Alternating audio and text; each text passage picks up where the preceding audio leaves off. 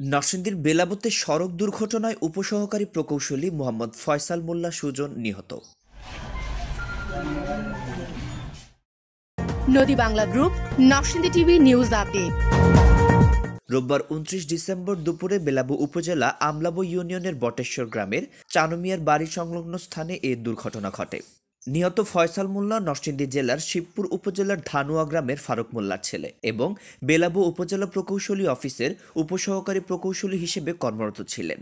স্থানীয় সূত্রে জানা যায়, উপসহকারী প্রকৌশলী ফয়সাল মোল্লা অফিসিয়াল কাজে মোটরসাইকেল যোগে রাজারবাগ হাই স্কুল সংলগ্ন রাস্তা দিয়ে বটেশ্বর গ্রামে যাচ্ছিলেন। তখন বটেশ্বর গ্রামের চানুমিয়ার বাড়ির সাথে মরজাল টু শিমলতলা বাজারের রাস্তার সংলগ্ন স্থানে পৌঁছালে বিপরীত দিক থেকে আসা একটি মাহেন্দ্র ট্রাক্টরের সাথে মুখোমুখি সংঘর্ষ হয়।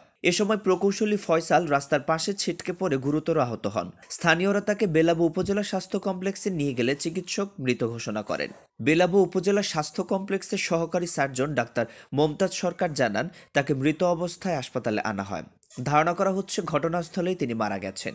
বেলাবু উপজেলা প্রকৌশলী মোহাম্মদ গোলাম সারোয়ার বলেন, তিনি অফিসিয়াল কাজে সকালে বের হয়েছিলেন।